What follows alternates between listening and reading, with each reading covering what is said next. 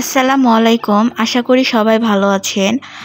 আজকের এই পর্বে আমি আপনাদের সাথে শেয়ার করব একটি পিৎজার রেসিপি।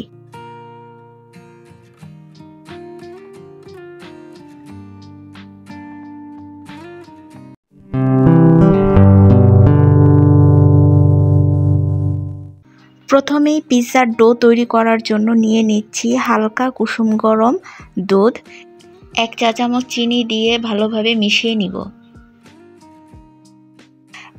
1 চা চামচ পরিমাণ ইস্ট দিয়ে দিলাম এবং এটাকেও বেশ ভালোভাবে মিশিয়ে 10 থেকে 15 মিনিটের জন্য রেস্টে রেখে দিলাম।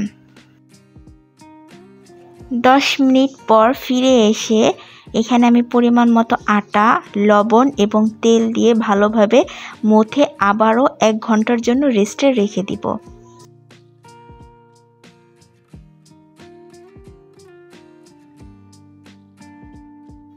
পিস করে কেটে রাখা মুরগির মাংসগুলোকে এখন ভালোভাবে ভেজে নিব।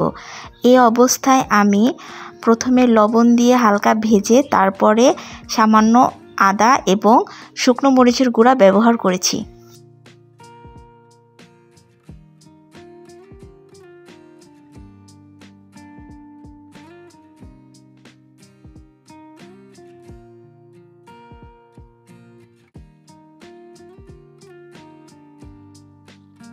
এরপর আমি দুটো সসেস ভেজে নিলাম।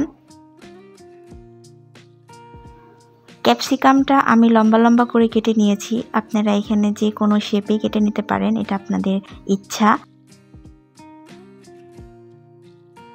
সাথে আমি পেঁয়াজও কেটে নিয়েছি উপরে সাজিয়ে দেওয়ার জন্য।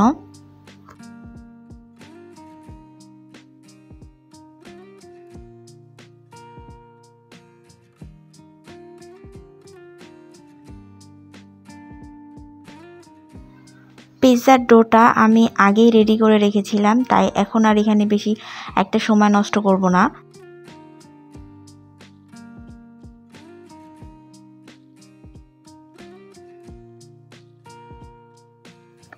মিডিয়াম সাইজের একটি স্টিলের প্লেট নিয়ে এখানে সামান্য একটু তেল দিয়ে ভালো করে মেখে নিলাম যাতে নিচে আটকে না যায়। এরপরে হাত দিয়েই চেপে চেপে আমি এটাকে শেপ করে নিব।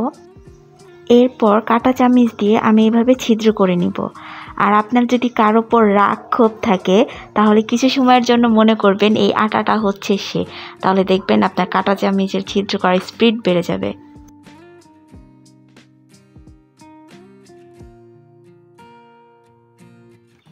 মেয়েদের সাজতে যেমন প্রথম স্টেপ হচ্ছে প্রাইমার, পিৎজাকে সাজাতেও তেমন প্রথমে টমেটো সস, টমেটো কেচাপ অথবা পিৎজা সসের দরকার।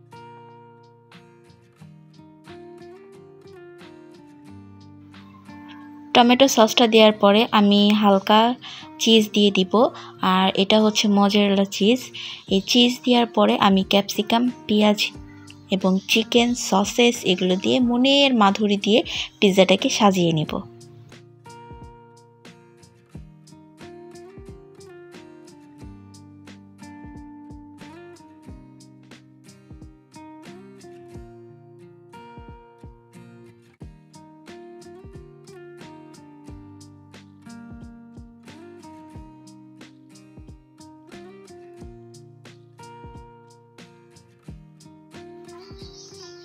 পিৎজার টেস্ট বাড়ানোর জন্য আমি এখানে অ্যাড করছি অরিগানো।